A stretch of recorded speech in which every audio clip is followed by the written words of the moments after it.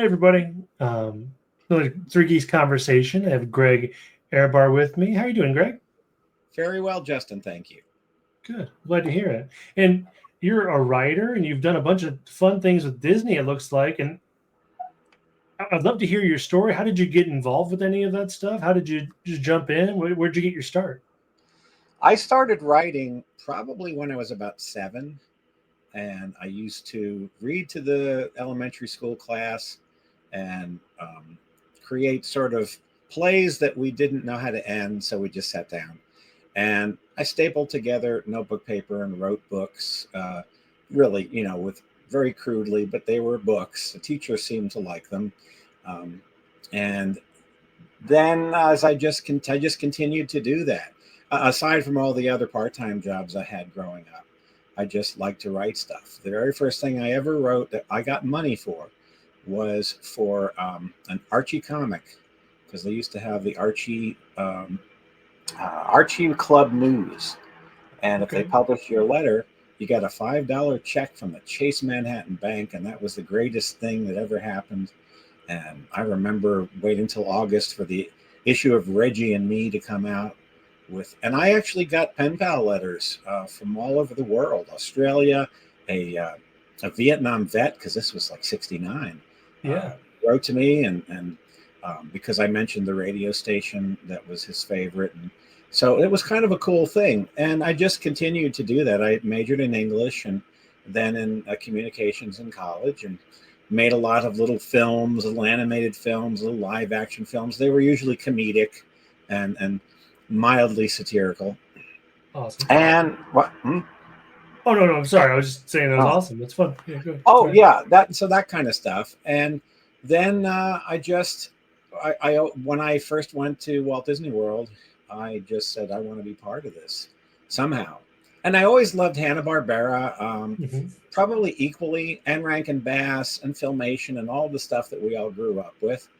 But Disney World was this place you could stand in, and big monorails went by, and there was a castle, and I couldn't believe they plopped that thing right down in the middle of Florida. And so after many years of writing letters and writing different things and all, I came into Disney and started as an hourly employee and constantly was writing even then, and eventually broke into some freelance within the company. And I wrote a lot of merchandise copy. The first thing I wrote for merchandise was a can of golf balls, Goofy's 2 for Tea. And over the years, I did a lot for attractions merchandise, the Mickey's Diner coffees and products. One of my favorites was the Wonderland Tea series, which I think they still sell. They've changed. It used to come in a lot more flavors, and it was loaded with quotes from Alice in Wonderland, which is my favorite.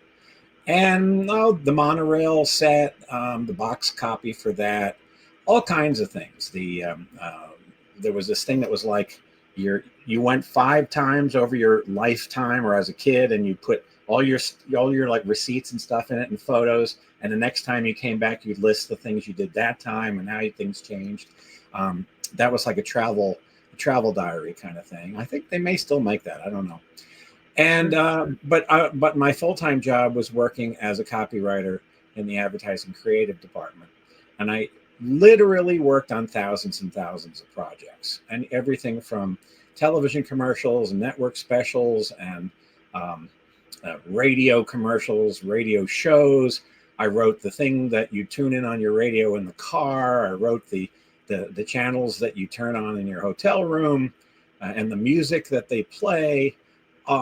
Almost everything on a Walt Disney World vacation I wrote in some way. The Be Our Guest guide you got in the room with the poster inside, menus for restaurants, names of restaurants, things like that. One of the things I came up with was, it isn't there anymore, I don't think, but for several years there was an entrance off of World Drive into the Disney's Hollywood Studios.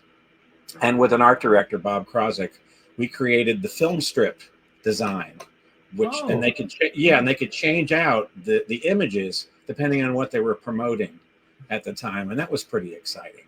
for that. Yeah. So whatever they gave me, I just did. And I loved writing directly for what they called affinity marketing, which was basically fans. So I wrote a lot of pass holder publications, magazines, online stories. I was the only person who interviewed Lucy Arnaz, who was in the network special when they opened Space Mountain, and she reminisced about that. You know, met a lot of celebrities, worked with quite a few of them. Sure. So it was a lot of fun. And you never stop being Disney. It's sort of in your blood. So I still do projects here and there, and I still feel like, in a way, I kind of represent them and care deeply about what happens to Disney. Do you enjoy going to the parks just as much as you have? Like, I guess my question is more around, now that you kind of know how like the soup is made, does it change any type of like experience you have at the park? Not for the parks. There, you know, I always tell people working at Disney is like working in the Emerald City. You know, and Oz, there's good witches and bad witches, but sometimes you can't tell the good witches from the bad witches. And male and female, I'm not singling out any witches specifically. It's just like any place where people are gathered to do something. Most people were extraordinary people that I still keep in contact with, still do Zooms with. People I still have dreams about working with those folks, and we have a new project. We would do press events, and this is kind of it was a golden age thing, because I worked there when the first Aladdin and Beauty and the Beast and Lion King and all those things were like the thing, and Disney was just hugely everywhere. And so there were press events where they would take Epcot, and it was I think the Olympics is the only thing bigger as far as what they would bring in. Thousands of press people. They would have special entertainment. They would have incredible things. And I usually was the one who either was assigned to a press person to get them to things. Most of the time I was on camera or on radio, because I can talk about everything. And so it was, and I, especially since I was a copywriter in marketing, I could talk about the latest things. So generally I was the guy they called at 3 a.m. when someone else couldn't make it. And I was, or they put you in this bullpen, and it's an area where everybody gathered. And then when they needed somebody, you know, at a moment's notice, they would bring you in, and it was all over the world. That was very, very thrilling to do. We had a press event for Mickey's 60th birthday, probably my fondest memory, because we brought children, underprivileged children from all over the country. And a lot of these kids, they didn't know 3 miles away from their house. They thought their whole world was this sort of bleak thing. And so to bring them to Disney World just for a few days, and you lead in the group, you feel like Willy Wonka, you know, you want to go ride on that? Okay, but we have to get to this photo session. And then if you do it, can we ride it again? Yay. You know, it was really, really memorable. And I can still see the kids' faces. Some of them drew pictures, you know, say goodbye. And seeing these kids before they got on their way, it was like, will any of this change them? I don't know. That's why I think there's Disney. You know, I think it reaches farther than you'll ever know. And same thing about Hanna-Barbera. I think that's very different in its reach. You know, it from the late 50s until now, those are the characters that you got very close to because they were in your home all the time. For sure. That Boomerang channel, as a kid, I grew up with that. Like it was incredible how much fun cartoons that came out of that. Just me sitting down and watching that, for sure. Mm-hmm. Yeah, they last on. There was a whole Flintstone marathon on yesterday because of its anniversary, and it was very cool. Yeah. Oh, it's super cool. And you kind of led yourself into it. And I'd love to hear about your book, The Recorded History of Hanna-Barbera. What kind of sparked your interest in writing that? And that will do. Well, I've loved Hanna-Barbera cartoons since I was little. And I grew up in the 60s and 70s. Through many of the changes they went through, and I was with them on those changes. You know, I saw things that was like, gee, they don't quite look or sound exactly the same, but I was still rolling with it. You know, Yeah. I love Josie and the Pussycats, and I like Scooby-Doo a lot, and I've watched every single one of the movies, and some of them are very good. I liked Hair Bear Bunch and Hong Kong Phooey, and don't get me started on Smurfs. I've watched those. There's like 415. I've watched them many times. Droopy, Master Detective. But the thing is, just like Walt Disney, and this is what I discovered in writing this book, because I'd also written books about Disney, is that there was a parallel between the two. You know, Walt Disney's crown jewels were the first 5 animated films, because after that there was the war and the strike, and animation was always expensive. It got more expensive, and you can see a change in the 40s package films, and then in the early 50s films, everything is animated mostly on tubes. So they're still lush and beautiful, but they're not quite the same as Pinocchio, Snow White, Fantasia, Bambi, and Dumbo. And it's the same with Hanna-Barbera. When they started, they didn't even know what they were going to be. They just wanted to open a studio to stay working. And so they put way too much money into Huckleberry Hound, Yogi Bear, the Flintstones, the Top Cat, the Jetsons, and Johnny Quest, and even Lippy and Hardy and all McGilla Gorilla. Their early cartoons, all the way up to, I'd say 68, 69 even, were way too expensive, because television was always operating, and still does, from a return on investment. And so they were always trying to push the envelope. And a lot of people don't think of Hanna-Barbera as doing that. Yeah. Because if you compare, you know, the fluidity of Disney to Hanna-Barbera, that's not fair. But look at a Warner Brothers cartoon from 1966. It doesn't quite have that fluidity. Or the Patty Freeling from 1970, when they weren't working with United Artists anymore. Or look at a Walter Lantz cartoon from 1972 as compared to 1952. You know, the money's not there. It's what you do with what you got, which is a great Disney song. So they had great artists that made do and innovated and found ways to make these things so entertaining that, unless you're really looking at it and counting the frames, it's like, I just find this fun, you know? Yeah. And their whole thing was, it's supposed to be fun. Don't overanalyze it. It may not make sense. There may not be continuity. Wilma has 2 maiden names depending on the episode. You know, they met different ways depending on the those were sitcoms of those days. They didn't really have show bibles like they have now. People were not, even though they were syndicated, they didn't think people were going to be taking the notes they took, because animation wasn't the study back then. They just made cartoons for fun. They made them for adults, they made them for kids. And so after, you know, the shows got more and more expensive. And one of the reasons that only Flintstones lasted 6 seasons is because every year it got more expensive. And I mean, an average episode of the Flintstones could be between $75,000 and $85,000, or a 1-hour episode. I was just watching a Thriller was about $105,000. That's for 60 minutes of live action. Yeah. 1/2 hour of Flintstones. But you could also do a 1/2 hour of like the Joey Bishop show, which was up against Top Cat. And that's maybe in those days, maybe about 60. And Top Cat was more like 75 or 80. The Jetsons, expensive. And the most expensive of their series in primetime was Johnny Quest, to the point where Bill Hanna asked ABC, if we cut the budget, if we make some cuts, can we still stay on?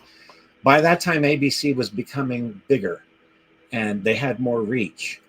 And they didn't need to experiment anymore, you know, to get the youthful audience. And they didn't need cartoons, because if you remember the 60s, they had live action shows that were cartoons, you know, like Bewitched, and NBC had Genie and Get Smart, and they could do a 1/2 hour cartoony kind of show that was like, you know, the Flintstones or whatever, and was outlandish with special effects. In fact, Walt Disney was doing the same thing, because Sleeping Beauty was very expensive and, as they say, underperformed in 1959. They had to lay off a lot of people. They had to make the animation cheaper in 101 Dalmatians, but they did it brilliantly. But Xerox and repeating actions and things like that. And they had to make more of the live action comedies, because the live action comedies and some of the dramas cost a whole lot less, but delivered huge. So in a way, they did the same thing. They survived. Mm-hmm. Mm-hmm.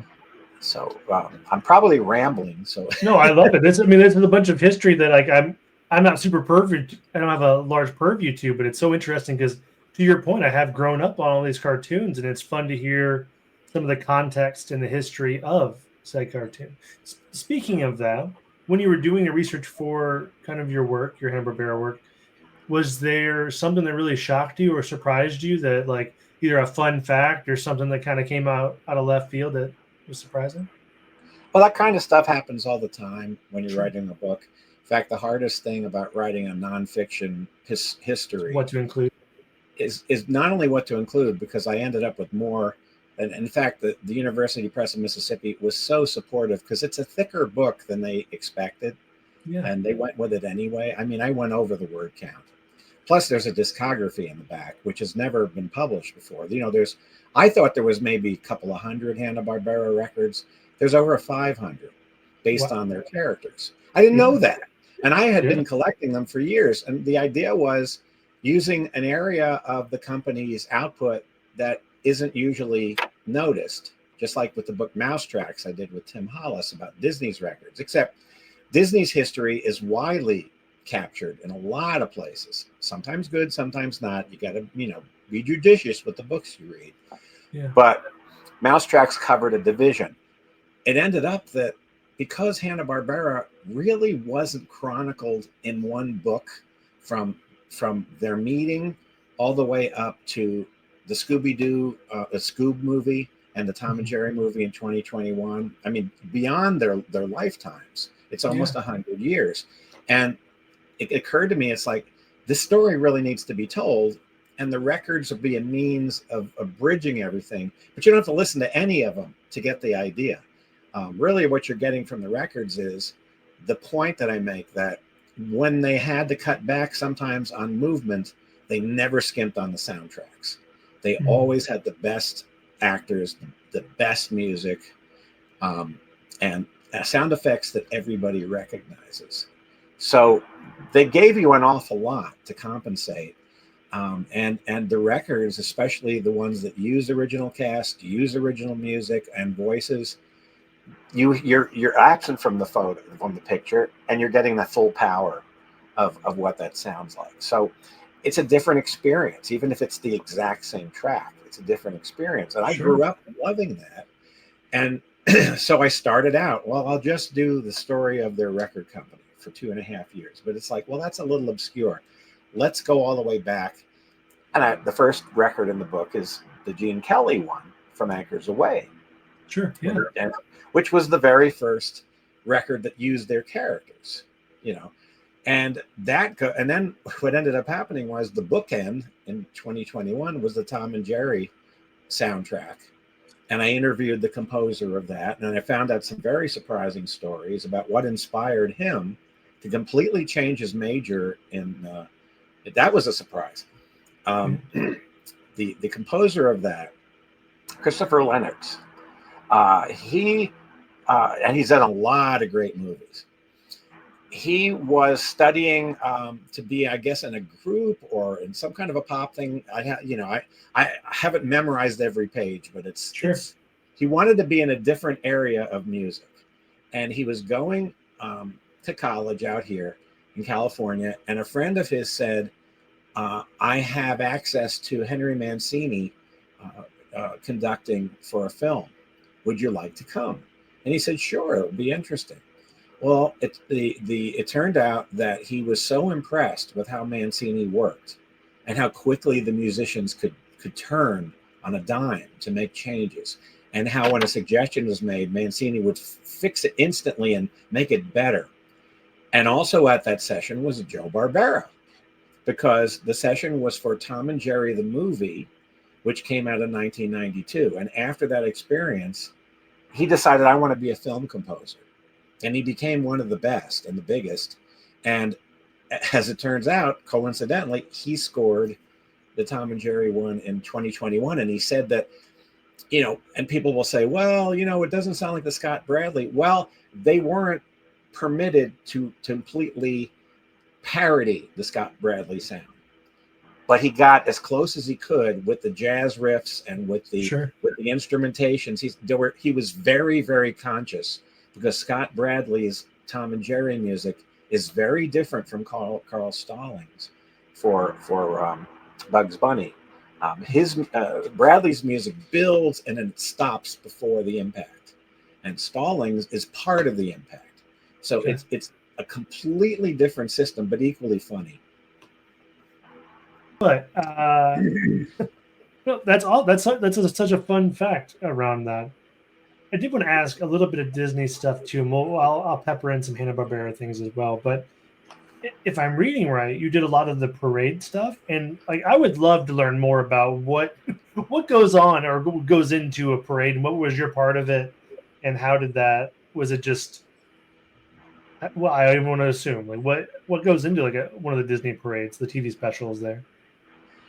It's a very exciting and a little bit, it's adrenaline pumping.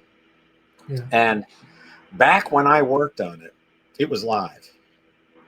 I think it was semi-live. What we would do is the hosts were live, and sometimes they would throw to what they called the package, which was a videotape segment or a digitally taped recorded segment that wasn't live, but most of it was truly live.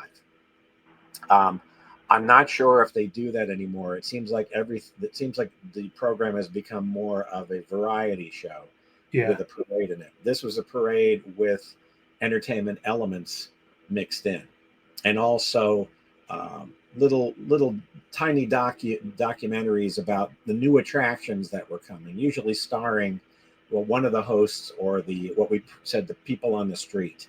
Regis Philbin for a long time was man on the street interviewing guests, and Regis was so great at that, and it was turned into a running gag that he was obsessed with meeting Cinderella, and they stuck him on the back of the coach once, and he's like banging his microphone, "Hey, Cinderella," because he just wanted to meet her so bad. I don't think we ever had him actually meet her on camera. It was always just the pursuit. And so by the time I got to it, we had just built the third theme park, which was at the time Disney MGM Studios. And the celebration going on in Magic Kingdom was everything had tacular in it. It was a Mardi Gras style parade with giant balloons that were so tall that we had to actually have two parades. That's what they decided to do. It's the first time they ever did it. So we had the Main Street parade with the giant Roger Rabbit and the giant Donald Duck, because they couldn't do the Christmas parade because they had to take all of the lights and garland and all that stuff down because the giant balloons wouldn't fit. So they said, let's do a second parade in the studios. And so what they did was they took the Christmas parade for the first time and ran it at the studios, videotaped it, and then I wrote commentary to match. And hosting these parades looks so easy, and it's like they're just talking heads. They're not just talking heads. They have, I was working with Joan London and Regis. Joan London was so good at what she did, and she just looked so calm, and you have to be able to back time in your head. You have to be aware of everything coming and going, and you have to be either speaking off the cuff or reading copy. The parade is scripted and it's not scripted. So I was the writer on the parade. My job was to put together the intros, welcome back, and then here comes this brass band, and it comes from Daytona Beach and all this stuff, and under the direction of, and that, let's take a listen, or oh look, it's the Pinocchio characters and that kind of thing, and and then you would put down what characters were going to be in there. And on the left side of the page, we had what we called fun facts. And that year, I didn't think they had enough. So I wrote 52 pages, and I ran them through the archive people. That's back when Dave Smith was there, and they approved everything. And what they do is, the reason there's two people is because if one says, oh, look, it's Dumbo, that's telling the other person, look at the fun facts and say, did you know Dumbo took place in Florida? Yeah, it actually was a Florida a place where they had the hiatus for that kind of thing, and bits of trivia, that kind of stuff. But sometimes I wrote Regis speak too, because I watched him. I liked Regis a lot, and I watched his show. Too. Yeah, me too. And I wrote Regis speak into the thing, and I also gave photographs to them because some characters look similar, particularly King Leonidas from Bedknobs and Broomsticks and Prince John from Robin Hood. So I got an 8x10 of each, and Joan said, "Thank you. I've been dying to know which is which." That sort of thing. And it is done just like a television show, a sitcom, because there's a desk read, and everybody stands around and reads through it. You make notes. If something comes out weird or something, I'll rewrite it. Things like that. So that takes a few hours. And in the meantime, months earlier, the entertainment division is planning not only what they're going to plus the parade with, because they will add extra elements to it for television. And let's face it, this parade was made for television because Walt Disney first broadcast the Disneyland Christmas parade in 1962. And they had just started adding walk-around characters. When Disneyland opened in the 50s, they didn't have the walk-around characters, not till like 60, 61. They had those strange-looking Ice-Capade, scary characters that you may have seen that come up on Facebook all the time. Yeah, That's what they had. They didn't make them. Well, Hanna-Barbera also started around that time doing walk-around characters, except, again, they're your friends next door. They're your buddies. So they're at supermarkets and malls and at community centers. Both, though, would go to hospitals. Disney characters would generally stay put in parks. Hanna-Barbera characters would go anywhere, but they both did a lot of hospital visits. You call out, like we were actually doing. It's hard to explain, but they're there in real time. This is how we did it. In real time. Yeah. This is 91, and you can see this one on YouTube. That was the I think the coolest one I did. I did several, but I think this one was cool because of the two parades. They never did it again. They would introduce it, go on the street, talk about a band, talk about a character flood, they'd call them if they were miscellaneous characters. They'd tell us who was going to be there, and then they'd go, Robin Hood was released in 1973, and it was the first film, that kind of thing. And then when a float came on, you had details about that as well. So they aren't reading and they are reading. But when they are looking at a teleprompter, it's because, and they're back timing in their head, it's because, well, there's great parade to come now. But stay tuned, because coming up, is going to be Santa, and that kind of thing. And they have to back time it so it goes right to the commercial, and then we see the commercial running, and then they count down to where we come back. When I was and plus the parade script changes constantly. So I was working all hours, the different colors, making sure everybody gets one and that kind of thing. So you don't have a lot of Christmas, activities going on, the parade activity. Sure. But hearing them say stuff you wrote is pretty darn fun. Oh, it has to. Yeah. And so that year, Mayim Bialik was actually, for the first time, was the person on the street, and she did a wonderful job because Regis co-hosted for the very first time. He was very nervous. Joan London helped guide him through it. He did a fantastic job. And I'll tell you a little funny story. Please, yeah. Regis had to use the restroom.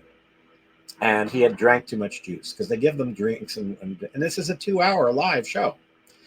And he wanted, can I go? Can I go? And the producer kept saying, we don't have time. We're going to come back and you won't be sitting there.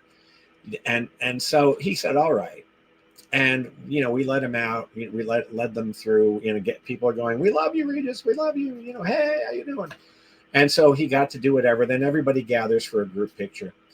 And on Monday night, he was on The Tonight Show with Johnny Carson. And this is what Regis does. He milked the story. He made it into a Regis incident. I had to pee. And she says, no, you can't go. No, you're going to go. You're going to have to hold it. You're going to have. And it was so, and the producer thought it was hysterical. She says, he's talking about me. So that's where Regis goes, where he gets his stories from. It's just stuff like that. But he could not have been, he teased everybody he liked. He called me Gregor. Did I do it right? Did I do it right? Did I get it? Every time I had a joke, I put in a joke for him. How was that? Was that good? I'm looking at this face here. Yeah, so awesome. he was tremendous, and I have such great memories of that. But it takes more than half a year to prepare because everything in the park fits together and is very symbiotic, and especially Walt Disney World, because all of the different departments are there.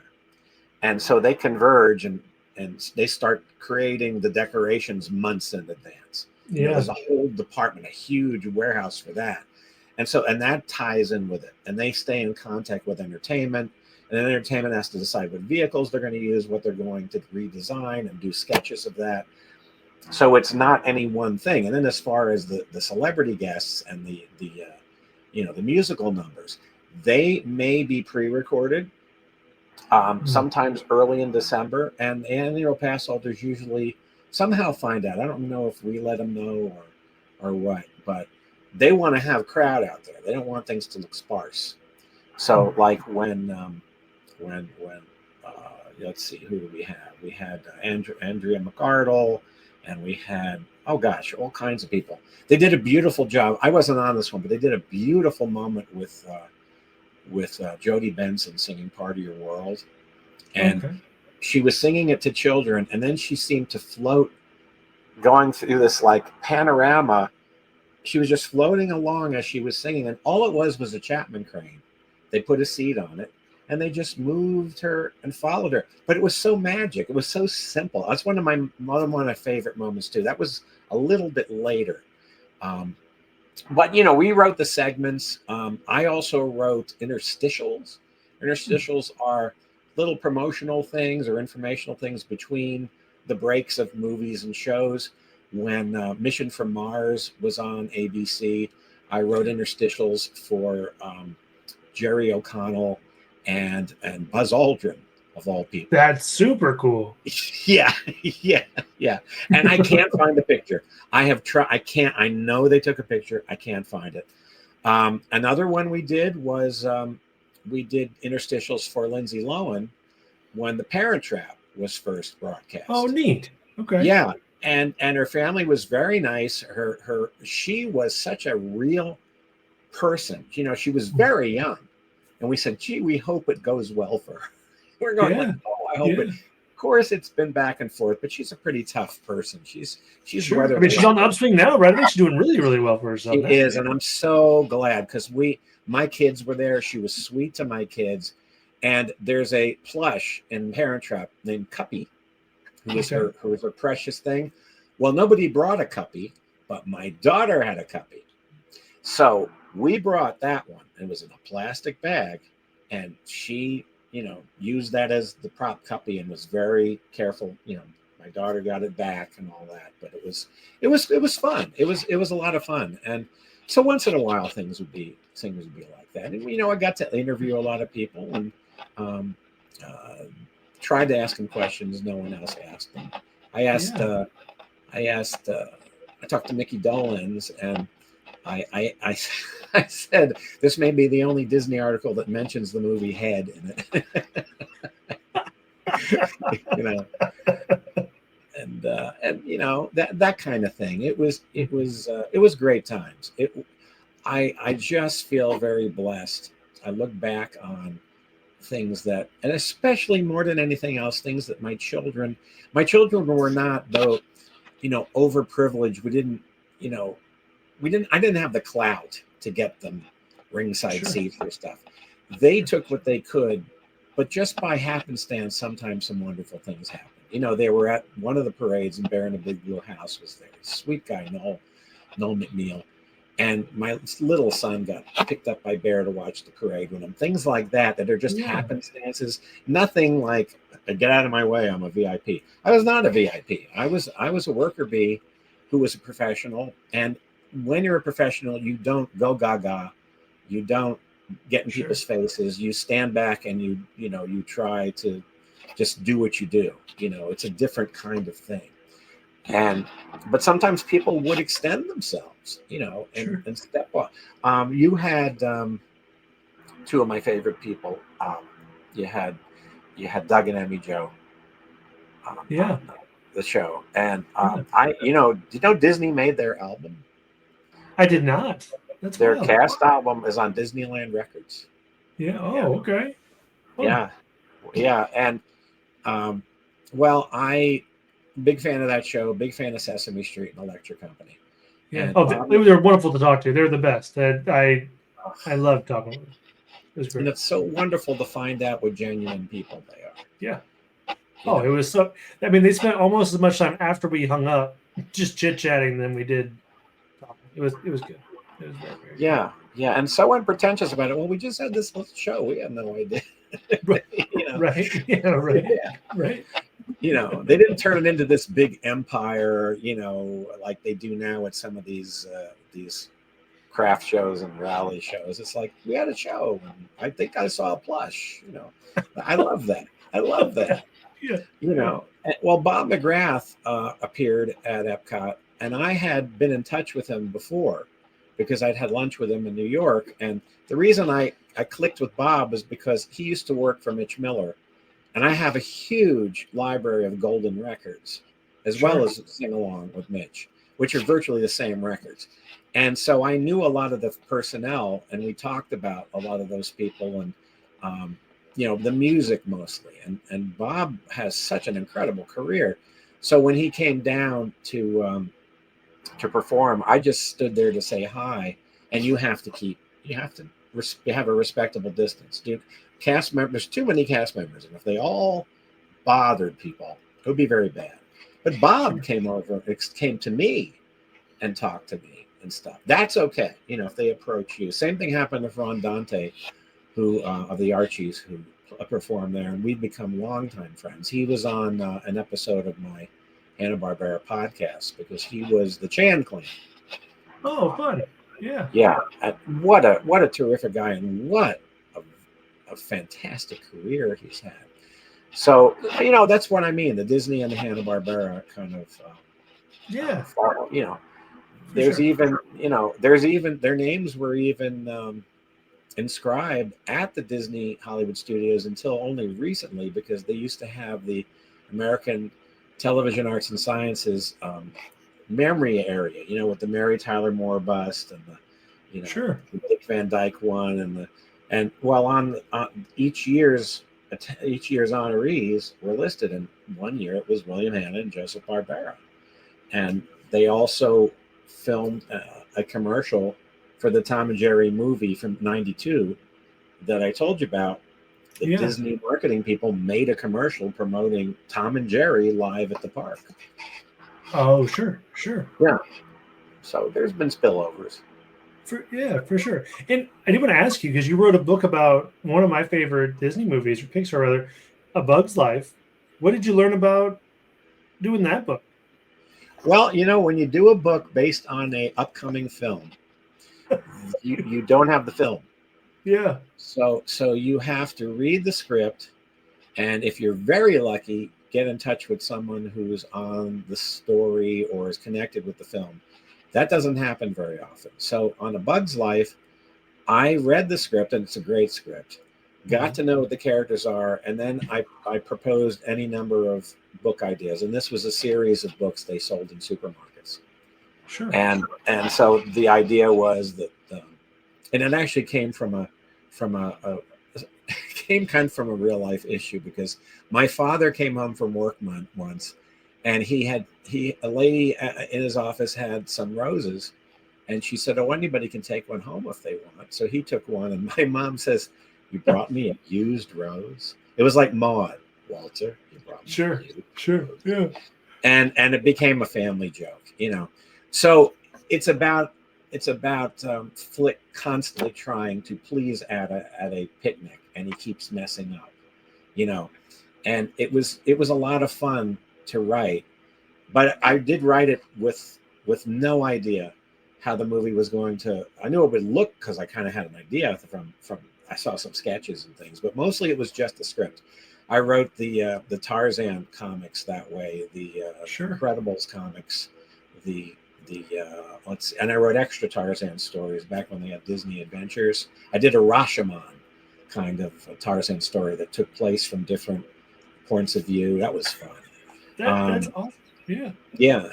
Actually, and then for Disney Cruise Line, there was a photo album, and on the inside there was a Donald and his nephews adventure on the cruise ship, and it was drawn exactly like Karl Marx drew it. It's really, really beautiful. That's super cool. So a lot of that stuff I've got on my website, on the portfolio, gregovision.com.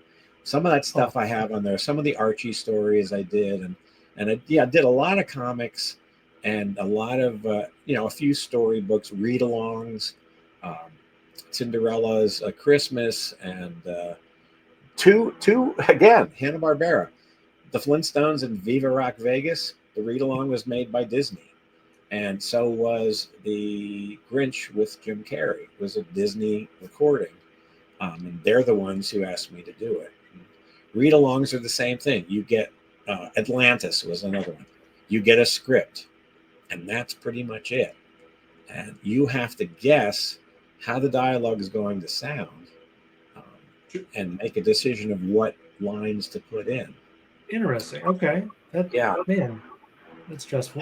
It was also, I wrote a young adults novel for the last Pirates of the Caribbean, and that's an instance where you have to almost elaborate without going crazy. It's a lot of fun though, because the script doesn't give you a whole lot of character. It's not a novel. So it's got the lines and the direction and some what they look like, what they might be thinking, but that's it. So you have to elaborate on, like, the pride of the admiral and his brass buttons, and he was very. You have to actually add a lot. So if you've ever read those, like as I grew up, I read the Bedknobs and Broomsticks novelization, and Cat from Outer Space, and all those. What you're actually reading is something that has been fleshed out, because the movie doesn't necessarily even have all that in there, but the author gets to do that. And that's a whole other thing. I would love to do more of those, because I had a blast doing those.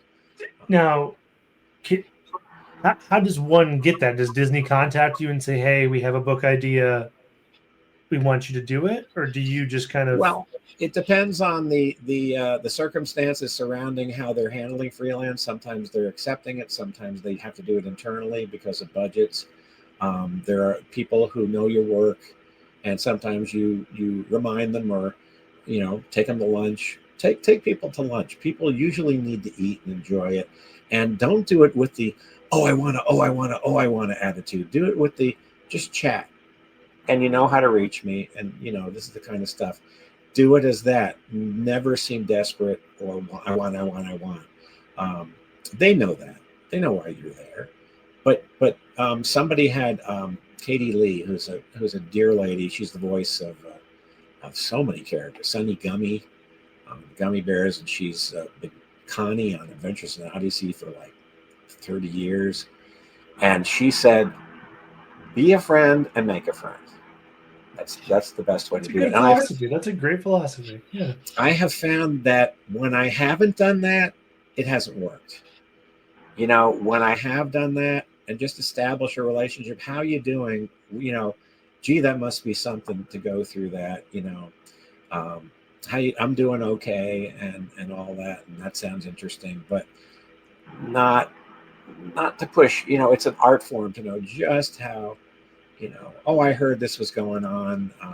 Wondered if you wanted to talk to me, that kind of thing. I mean, you can approach people. You can send an email out, but you got to consider they get kabillions of them. You can also, as you get to know a network of people, you can say, do you know anybody connected with this, and who I can maybe speak to? And that, if they know you and think you're of a quality they want to pass along, they'll do that too. But you can't get all mad and huffy if they don't get back because they're busy, or the email has long gone down the fold, or whatever. You wait a respectable time. But it's a relationship. It's a relationship business. It really is. It's who you know, but it's not necessarily it's who you know. Sure. Sometimes it's it's who you know. But sometimes it's who you know, and people, like this person and they feel comfortable. I'll give you a really good, I've always loved this story.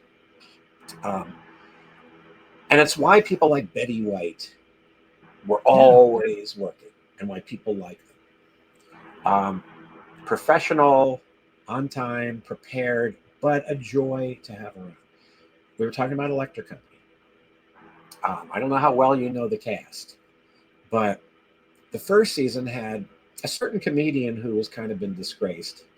But he had another show for Filmation on Saturday mornings, and he was highly respected at the time, but he left the series, and they had an opening for another versatile, performer who could sing and do comedy.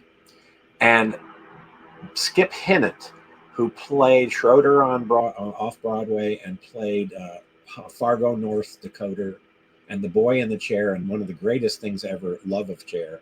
If you haven't seen Love of Chair, it's on YouTube. I have not, but I'm in. Well, it's a spoof of soap operas, but it's just this 1 minute thing, and nothing happens.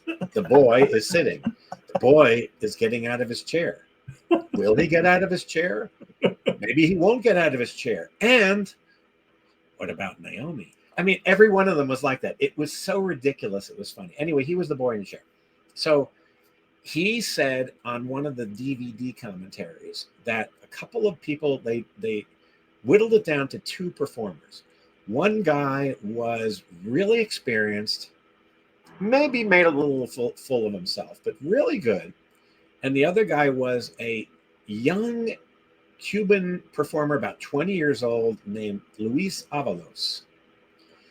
And they decided that if they're going to be cooped up for 20 hours or more in a studio, never knowing if they're going to go home, they'd much rather be cooped up with Luis.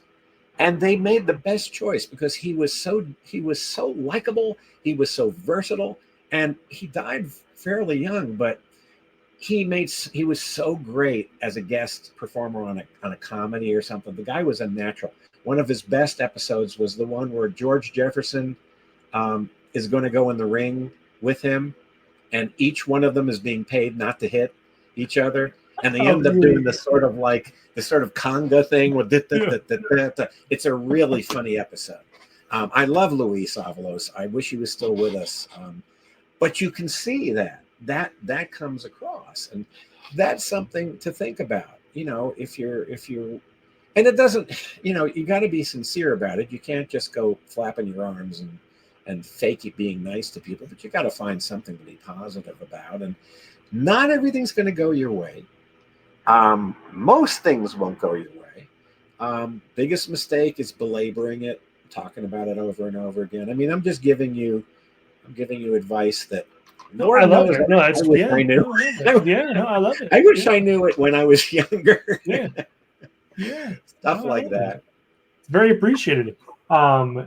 And you're just don't overthink it, right? Like, it didn't go your way. Don't dwell on it, because tomorrow could be something better. Tomorrow could be something, and the person that you talked to 6 months ago may call you out of the blue and say, "Are you still interested in this thing?" Well, there's this thing, and then you go to do the thing, and it's like, it's this thing, and it could end up to be this other thing, and it's just. And sometimes see if you can get involved in things, voluntarily. It's tricky with volunteer work. I mean, maybe in a professional setting, if you're college, internships, they're very precious now, because internships put you right into the boiling water of production.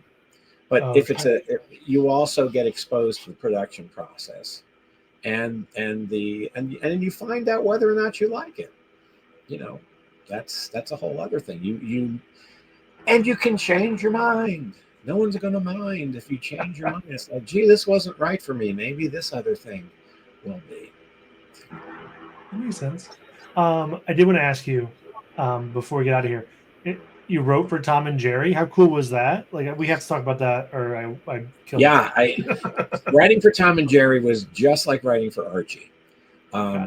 When you write for Archie, I don't think they take freelance anymore because I jump on it. I'm always asking. But back in the day, they had an editor named Victor Gorelick, and you'll see the name Victor pop up a lot in the comics because they must have loved Victor. And he knew every comic book. When I told him I had written the letter, he remembered the comic book. That was it. Anyway, he knew everything they'd done. And Archie has been around for 80 years, and they've done thousands of stories. And that's why Archie's so great, because they can somehow find twists on the same stories. The characters are just eternal. But you got to come up with something that's somewhat fresh.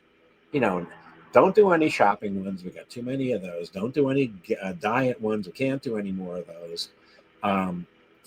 But try to see what the latest trends is. You'll also notice in Archie stories, if rollerblading has become the thing, you do it. He said, look what the trend is, especially on the West Coast. What are kids doing? Work that into a story.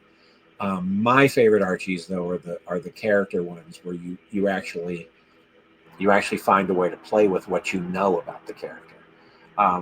For example, I wrote one where Miss Grundy, for a drama exercise, had each of them switch personalities, sort of Freaky Friday, which, by the way, has been done on Gilligan and been done on Flintstones, and that's been done since vaudeville. But what makes Freaky Friday unique is it's the mother-daughter relationship.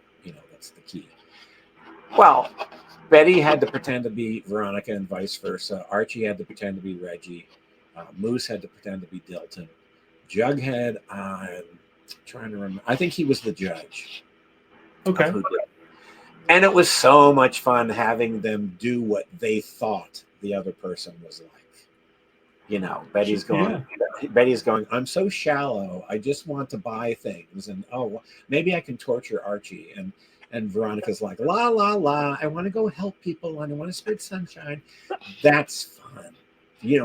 When you sell a story, which is real hard, the story writes itself because the characters are living, Sure. Same thing with Tom and Jerry. You have to come up, and there's a huge race to do it. They say, okay, here's the rules. Here's what we need. And the rules change. You submit lists and lists and lists of concepts. And then they say either someone got it in before you, or we've done it, or business affairs says we can't show this, or we can't have that. Or because of the nature of the animation, this will require too many new backgrounds. We have to have backgrounds. It's like writing for Filmation. Got it. Yeah. You have to know, you can't put a lot of original art into it. You've got to have functional things. It's like they used to call it a bottle show, where they stayed where they were. So I wrote I wrote a lot of them, and I wrote a lot of treatments where you do the beats. But the Hockey Jockeys was in the house, so it worked. And I thought they never did air hockey, as far as I know, with Tom and Jerry. And immediately my mind went back to one of my favorites, which is Mice Follies, where they freeze the entire kitchen and have an ice show. I think that's what makes Tom and Jerry great. It's so elegant and tasteful and beautiful, and yet it's savagely violent. And Tom fails so miserably at the end when the water, what's going to happen, but you can't wait. But so there was that sort of, Sleeping Beauty kind of thing going, because they're going, and then of course Tom makes them into pucks, and then Spike comes in and does the same thing to Tom, and it ends up going outside and stuff, and they run it I think they don't know if you can stream it, but they run it on Boomerang. And as I said, there are plenty of others. Same thing with Adventures in Odyssey. I wrote some things for that, and they paid me for the treatments. It's real hard to get one on the air, though. It's like SNL. It's hard to get a sketch on the air. And Got it. And there's a lot of writers who are scribbling away when you are to do it. But what a thrill. And I'm telling you, Daryl Van Sitters is a prince among men. Daryl was the guy who did Showbiz Bunny. You know, he did some of those great Warner, redo ones. Sure. He also originated the Roger Rabbit concept at Disney, and had done the. You can see the test footage with Peter Renaday playing Eddie Valiant, and I think Russi Taylor. Yeah, Russi Taylor is the voice of Jessica, and those were the original pitch sketches and animation. And they liked the idea so much that Spielberg came in and took the whole concept, and Daryl didn't do it. And I said, "How do you get over that?" He says, "You don't. You just move on." Fair, yeah, totally fair. But Daryl's cartoons, the Mr. Men cartoon, the Tom and Jerry series, the Tom and Jerry in Hollywood, they have that snap that he is so inspired by UPA and Jay Ward that you see the line treatments, you see the background treatments. They look so crisp, and even when they're done with Flash or whatever the current thing, they still have that they look like animation. He does what he can with what he has, and it's beautiful stuff. And I'm very proud to be part of it.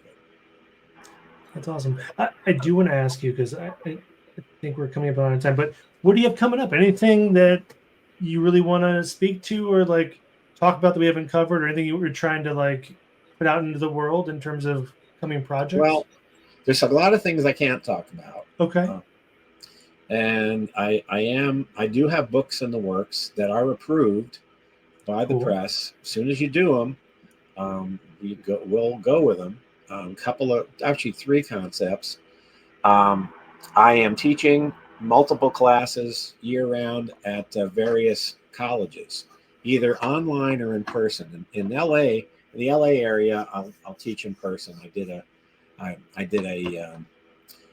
Flintstones presentation at USC Irvine, and a Hanna-Barbera hour at Pitzer College. And I'm done some. They're either 6 weeks, 3 weeks, or a one shot.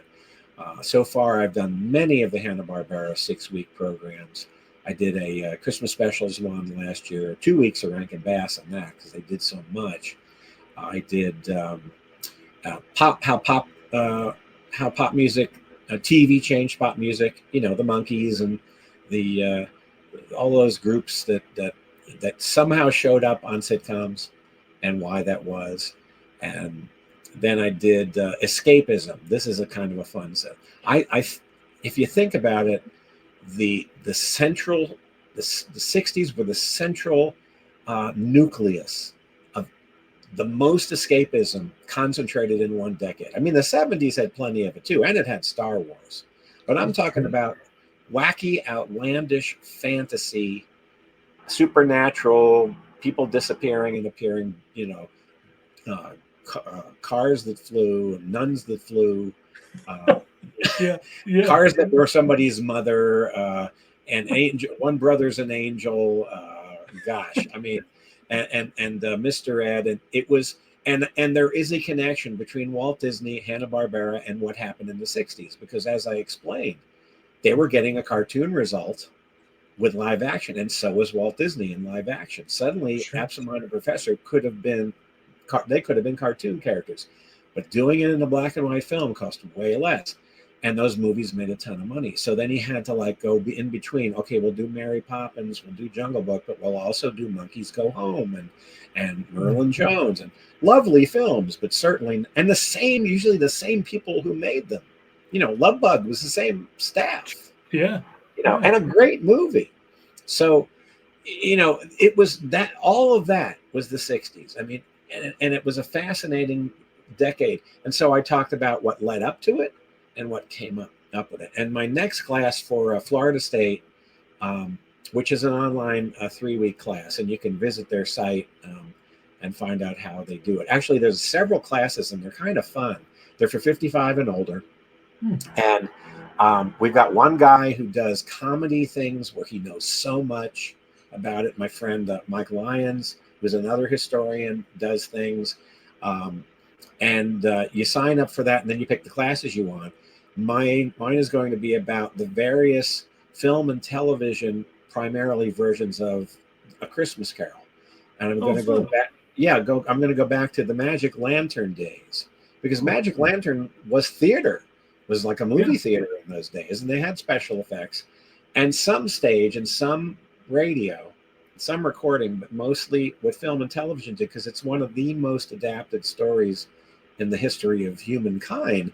And I'm going to go all the way up probably to the Jim Carrey one. I think I'll stop there. A bunch of musicals and things. And I'm going to try. I haven't yet put the programming together, but there are so many versions that you could literally tell the story like through silent movies by taking a cut out of each silent movie. Sure. Each sequence in. So I'm trying to do that. And plus I've been studying the book, because what's in the book, what's not in the book, what's in the book that no one mentions.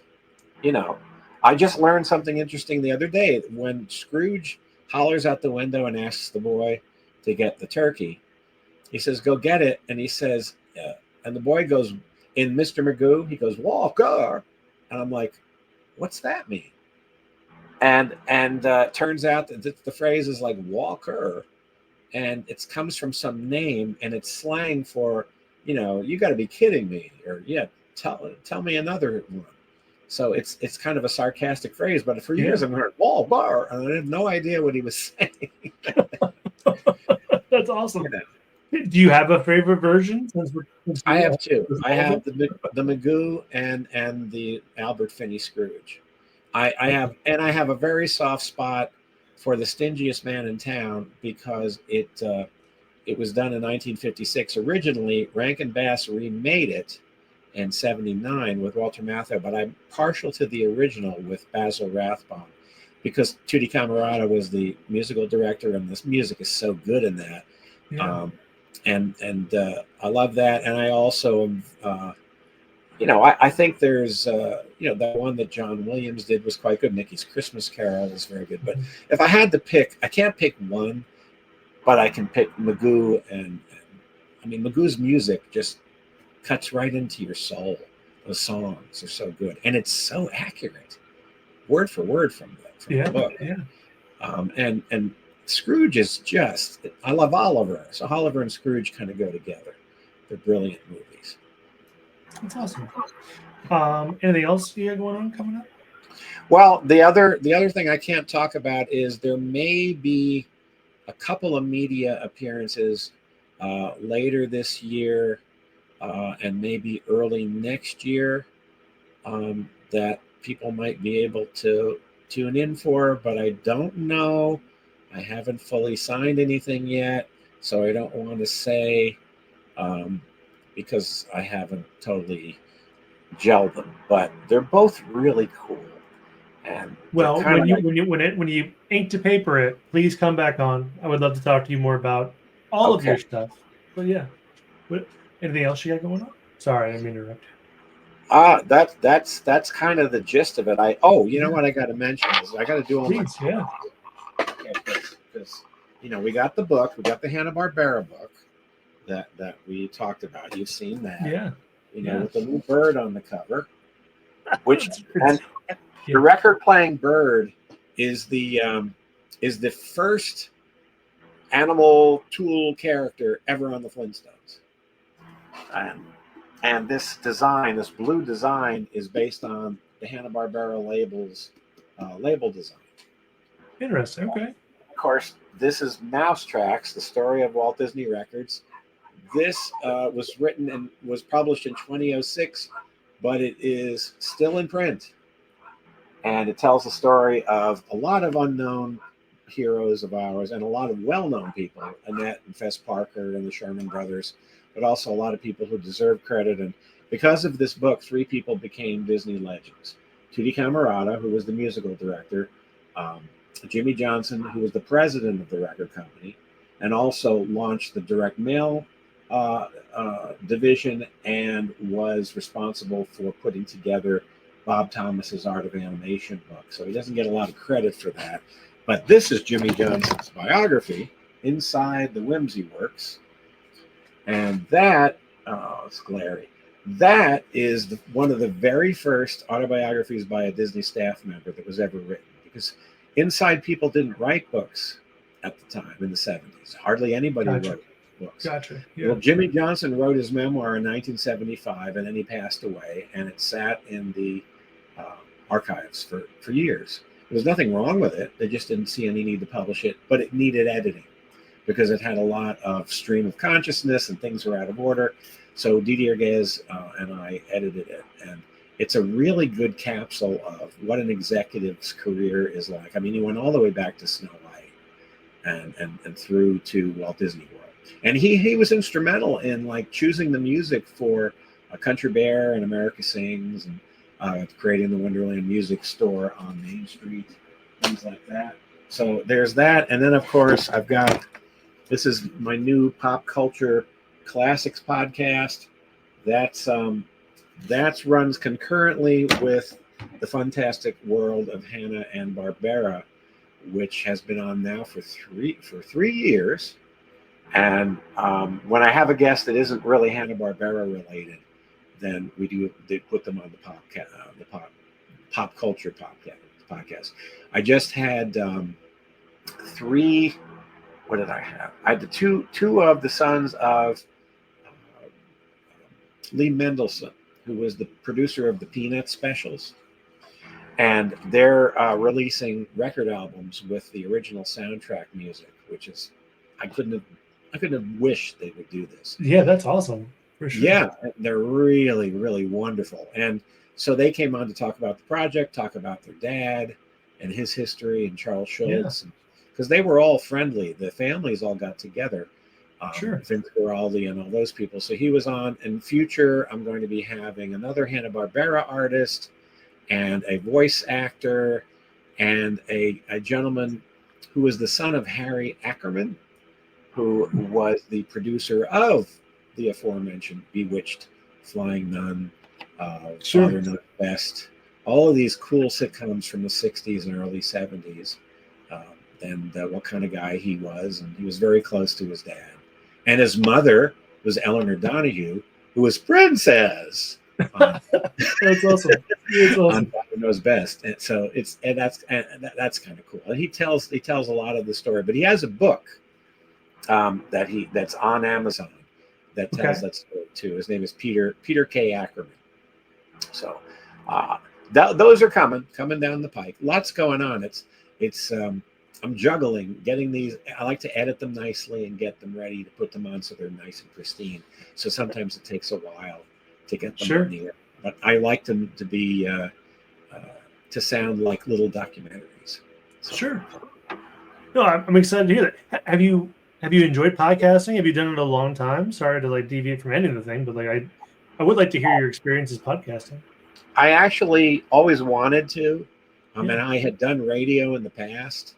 I produced and sometimes hosted a talk show at Walt Disney World because they had a radio studio there and they had celebrity guests. And sometimes when the host didn't show, I would interview people. And so I'm comfortable doing that. And so it's kind of like radio to me. And it's become really an incredibly satisfying experience because doing this kind of history, you're releasing information out to everyone that's largely unknown. Sure. So I feel like it's the sort of just like the books, especially Hanna-Barbera, because you can watch MeTV Tunes now and use the book as a map, and you'll know what year these things came out and what their contexts were, what their circumstances were, and it all kind of makes sense when you see them as one big blast and aren't quite sure what year and where Hanna-Barbera was at the time. It just enhances the enjoyment. So between that, and then I've had the president of MeTV on several times talking about their programming, the narrators of the audiobooks of my books, they because all the books are on audio now, talking about how do you do that, and then people from the shows, like the voice of Alexandra and Wendy, one of the Wonder Twins on That's fun. Alexandra and Josie and the Wonder Twin, and she was also a Mouseketeer. And then, she was great. We had Rosemary, the telephone operator, Kathy Gorey from Hong Kong Fooey. She was a hoot. She was a blast. A lot of people who have very touching stories to tell. The son of Gene Vanderpyle, the voice of Wilma and Pebbles, his relationship with his mom.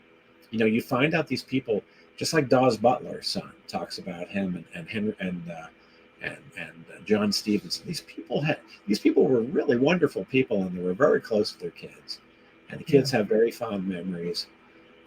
That kind of story is just so nice to be able to share. And then once in a while, we'll do a deep dive. I'll have like a historian like Jim Fanning on, and we'll talk about Huckleberry Finn. Well, and I thought, well, how much are we going to say? And it ended up being almost 90 minutes. We did a Wacky Races I haven't run yet. Oh, that's so fun. That was with Dave Pruxma, who was a master animator at Disney, but was also a huge fan. Nick Ranieri, another, he animated Lumiere. He was, we did a thing on Johnny Quest because he co-produced the soundtrack album. Yeah. That came out. So sometimes we just celebrate a show that we love, and talk about why. Mike Lyons and I took 2 Flintstone episodes and went through and why are these important episodes and what is it about them? And so we do that sometimes too. It really is. And as you don't do this so you can buy a villa in the Florentines. You do it if there is the Florentines. I don't even. Yeah, that's right. No, you do it so you can. Mostly, I just want to buy eggs. I'm happy if I can. The buy 6-pack eggs, though. Yeah. Don't go near the 18s. It's just because you love this so much, and the more you learn about it, and you learn about, you're going to find out negative things, and you sometimes fly too close to the sun, and that kind of thing. But by and large, what you find out is like Hanna-Barbera was really, they were all about keeping their people employed of all ages. They hired young people. They hired old people who were too sick to be hired anywhere else.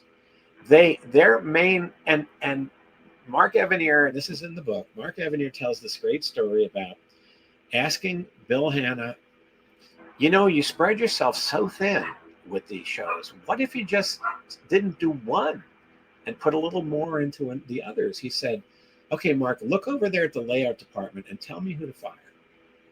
Yeah. That was their philosophy, because they never got over the MGM thing. They thought they were going to stay for 20 years more. They were there for 20. They're going to be for another 20. They were winning Oscars like crazy, more than Meryl Streep. And they loved it. They were perfectly happy. It really, even though it was kind of in the wind, they didn't think it was real. Nobody thinks it's really going to happen. And it did. And everybody was gone. Yeah. So the whole thing was like, how do we feed our families? How do our people feed their families and help their kids go to school and buy a car and all? Okay, that wasn't necessarily how can we do the greatest art that ever was. They still did. To me, they really did, because if you look at what they did under those circumstances, it is awesome and incredible, because the speed and the pressure and the various groups telling them this can't be violent and this is this and this is this, and the networks putting pressure and the sponsors putting pressure, and everybody having a say, look how good the cartoons are. Nevertheless, it's why I like Charlotte's Web so much, because to me, Charlotte's Web may have physical flaws in it. I love the flaws. It feels like a handmade illustrated moving film that tells a story that just touches you, gives you, it's sad, but it's hopeful. It's about life. It's about media. And it looks the way it looks, and it's a Hanna-Barbera look under an enormous amount. They were making shows like crazy while they turned this thing out with a score that you'll never forget. And yet they did it. And I wouldn't change it for the world. I think it's perfect. Yeah, that's awesome. Well, Greg, sir, I could talk to you for another 2 hours, I think. But I'd love to have you back on. But I do think we have to end it here. But any social medias you want to plug before we get out of here? Yeah, I've got gregovision.com. I got the 2 podcasts. I've got a page for each podcast if you want to ask questions or comment or anything. I've got my own Facebook page. People are very nice on it. And if please, the nicest thing is, I mean, people have said very nice things about the podcast. I guess you subscribe, you like, this. Subscribe and please do all the things for Greg, please. Do those things that make the Spotify's and all those happy, because you get little graphs and stuff. And I'm not, this is a very specialized thing, but I cherish the group that does it, because I know we're all like loving this stuff together. And what more could you want? Talking about what you love and giving credit to people who either have always earned it and deserved it, or never got it and are long overdue to get it.